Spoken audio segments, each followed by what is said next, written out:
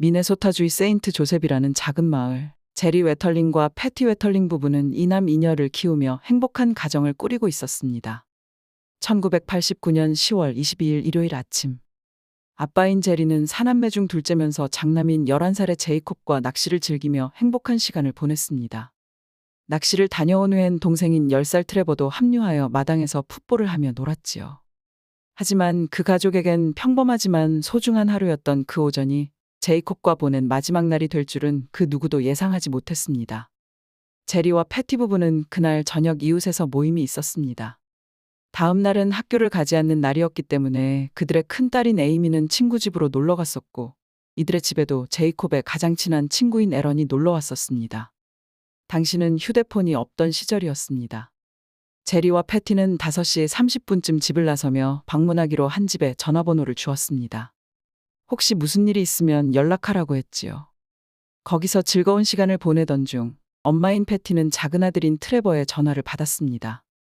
형인 제이콥, 형의 친구인 에런과 함께 자전거를 타고 비디오 테이프를 빌리러 가고 싶은데 허락해달라는 전화였지요. 그들이 사는 곳은 집과 집 사이가 꽤 멀고 어두운 시골이었기 때문에 패티는 시간이 늦어 위험하다며 집에서 놀 수 있는 다른 것을 찾아보라고 했고, 트레버는 그러면 아빠를 바꾸어 달라고 졸랐습니다. 아빠인 제리는 패티와는 달리 그래도 좋다고 허락을 했습니다. 45분 후 부부는 옆집에 사는 이웃의 전화를 받고 급하게 집으로 출발합니다. 제이콥이 납치되었다는 연락이었습니다. 1978년에 태어난 제이콥은 운동을 좋아하는 밝은 소년이었습니다. 제이콥과 같이 있던 트레버와 에런에 따르면 소년들이 비디오 테이프를 빌려 돌아오는 길에 복면을 쓴 한 남자가 갑자기 나타났습니다. 그는 소년들을 무기로 위협하며 자전거를 배수로로 치워버리라 했고 땅에 엎드리라 했습니다. 아직 10살, 11살밖에 되지 않았던 아이들은 공포에 떨며 그가 시키는 대로 할 수밖에 없었습니다. 아이들의 나이를 물어본 후 그는 에런과 트레버는 보내주었습니다.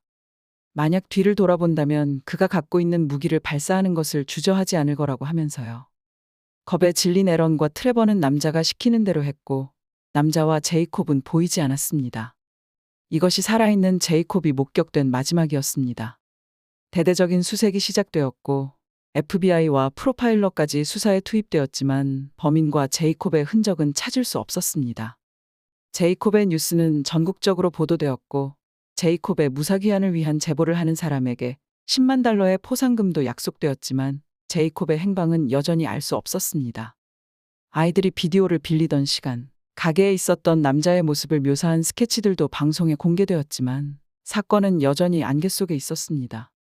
인근에서 있었던 비슷한 사건을 조사하던 수사관들은 제이콥의 실종 9개월 전인 1989년 1월, 제러드라는 소년이 납치되었다 풀려난 사건이 제이콥의 사건과 매우 유사하다 생각했습니다. 제러드는 혼자 길을 걷다 운전하다가 길을 물어보는 남자를 만났고 길을 설명해 주다가 강제로 차에 태워졌습니다. 그는 제러드가 원치 않았던 행동을 강제로 했고 자신의 욕심을 채운 후에 제러드에게 뒤를 돌아보지 말고 가라고 보내줬습니다. 그 역시 만약 뒤를 돌아보면 갖고 있는 무기를 발사할 것이라고 했습니다. 범인의 낮은 목소리와 수법 등 제이콥의 실종 사건과 많은 유사성이 있었지만 제러드는 돌아왔고 제러드 사건 당시에는 범인이 복면을 쓰지 않았었습니다. 수사관들은 동일범에 의한 범행일 확률이 상당히 높다고 생각했고 제러드의 증언을 토대로 작성한 몽타주를 제이콥 사건의 유력한 용의자로 방송에 내보냈습니다. 하지만 당시에는 두 사건의 범인이 동일인일 가능성이 높다 정도의 수사가 진행되던 것 같습니다. 제이콥의 실종이 크게 이슈를 끌자 제러드 사건에 대한 관심이 높아진 상황 때문에 제러드 또한 많은 조사로 힘들었던 기억을 다시 떠올리게 되어 육체적, 정신적으로 힘들었었다고 합니다. 제러드 사건과 제이콥 사건 각각 용의자들을 수사하기도 하고 체포된 사람도 있었지만 두 사건 모두 꽤 오랜 시간 누구도 기소되지 않고 미해결된 상태였습니다. 하지만 제이콥의 가족은 제이콥을 찾는 것을 포기하지 않았고 제이콥의 이름을 딴 재단을 만들어 실종 아동을 찾는 전국 데이터베이스 시스템을 구축하는 데 도움을 주는 등 사회적으로도 많은 일을 했습니다. 아동에 대한 추악한 범죄를 저지른 범죄자들을 국가적으로 등록, 관리해야 한다는 법안도 이 시기에 논의되는 등 제이콥의 실종 문제에 대한 답을 찾으려는 가족들의 노력은 헛되지 않았습니다. 사건이 발생한 지 20년이 지난 2010년 프리랜서 작가인 조이 베이커라는 여성이 제이콥의 실종 사건을 접하고 큰 관심을 보이게 됩니다. 그녀는 당시 수사관들을 만나고 지난 신문 기사들을 찾으며 사건을 새로운 시선으로 되짚어 나가게 되는데요. 조이는 제러드도 찾아가서 이야기를 나눠봅니다. 사건에 대해 이미 많은 조사를 했었던 조이는 제러드가 그동안 들어보지 못했었던 다른 사건들에 대해서도 이야기해 주는데요. 제이콥 사건이 발생한 세인트 조셉과 얼마 떨어지지 않은 페인스빌이라는 곳에서 1986년과 1987년 사이에 소년들을 대상으로 한 11건의 비슷한 사건들이 있었다는 것이었습니다. 피해자들이 진술한 범인은 목소리가 낮은 남자였고 일부 사건에서는 검정색 복면을 쓰기도 했었고 사건이 끝나고 난 후 아이들이 돌아갈 때 뒤돌아보지 말고 뛰어가라고 하며 했던 협박들 등 제이콥과 제러드의 사건과의 유사성이 상당히 많았었지요. 제러드의 사건으로 페인스빌에 사는 데니 하인리히라는 남자가 용의자로 간주되어 조사를 받고 체포되었던 적이 있었습니다. 당시에는 과학수사가 지금처럼 발달하지 못했던 시기라 과학적인 증거보다는 제러드의 증언에 많이 의존해야 하는 상황이었는데요. 예를 들어 그 남자의 차가 범인의 차와 얼마나 비슷한지를 1부터 10 사이에서 골라서 이야기해달라고 하는 수준이었습니다. 하지만 그가 체포되었을 때 제러드의 사건은 이미 1년이나 지난 일이었습니다. 폴리스 라인업에서도 제러드는 그 용의자를 범인으로 골라내지 못했었지요. 그래서 당시에는 데니를 기소하지 못했습니다. 오랜 시간이 흘러 이제 성인이 된 제러드는 자신과 예전 또래 아이들이 당했던 비극을 벌였던 나쁜 사람을 잡는 것에 큰 의욕을 보였고 과학기술도 사건 당시보다 훨씬 발전되었습니다. 당시 경찰이 증거물로 갖고 있던 제러드가 사건 당시 입고 있던 의류에 대해 DNA 조사가 이루어졌습니다. 후에 경찰은 이 자료를 페인스빌에 살던 당시 용의자 데니 하일리히의 DNA와 비교합니다.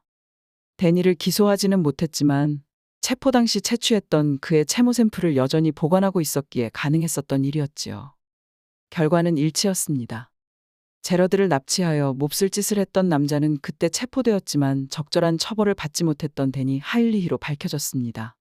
제러드에게 저질렀던 범죄는 이미 공소시효를 넘겨 그를 체포할 수 없었지만 그가 제이콥 납치 사건의 범인일 가능성이 높았기 때문에 그의 집에 대한 압수수색을 할 수 있었는데요. 그의 집에서는 수갑, 덕트테이프와 동네 아이들을 찍은 비디오 등 수상쩍은 증거들이 나왔습니다.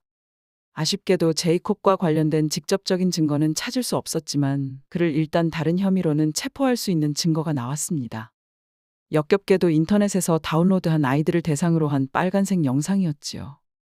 데니 하인리히는 페인스빌에서 나고 자란 남자로 어릴 때부터 절도, 폭행 등의 전과는 있었지만 제이콥과 제러드 사건 종류의 전과는 없었습니다. 그는 고등학교를 중퇴하고 여러 직업을 전전하며 살았습니다. 재판을 기다리며 그는 감옥에서 1년을 보내고 있었는데요. 재판이 시작되기 직전인 2016년 8월, 그의 변호사가 하인리히의 협상을 주선하였습니다.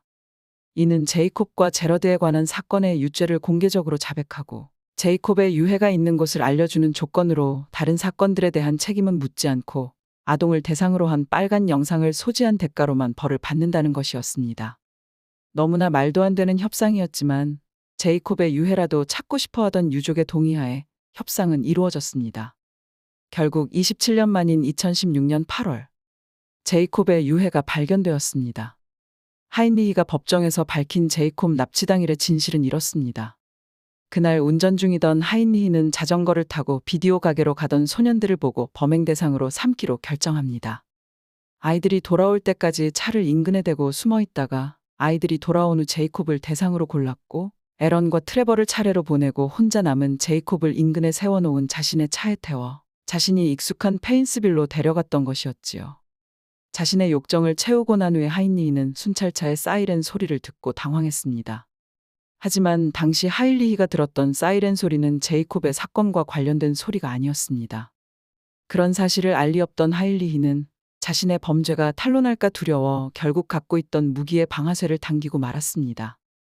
그 후 제이콥을 유기하기 위해 삽으로 땅을 파려다가 삽이 너무 작자 대범하게도 인근 공사장에서 작은 포크레인을 잠깐 훔쳐와서 땅을 판 후 제이콥을 유기했습니다. 사건 1년 후에 사건 장소에 노출된 채 드러나 있던 제이콥을 발견하자 인근으로 옮겨 다시 매장하기도 하였다고 밝혔습니다. 결국 하인리히는 제이콥과 제러드 사건 모두 자신이 저지른 짓이었다고 자백했지만 이로 인한 처벌은 받지 않았습니다. 이미 공소시효가 만료되긴 하였다지만 페인스빌에서 있었던 11건의 추행 사건에 대해서는 아예 그가 했는지 아닌지에 대한 사실조차 밝힐 수 없게 되었고요. 살인에 비하면 턱없이 가벼운 형량이지만 그래도 아동이 나오는 빨간 영상 소유자에 대해서는 엄한 벌을 내리는 미국답게 하인리히는 20년형을 선고받았습니다. 그가 석방될 때는 70대가 되어 있겠네요. 늦게나마 진실이 밝혀져 그래도 다행입니다.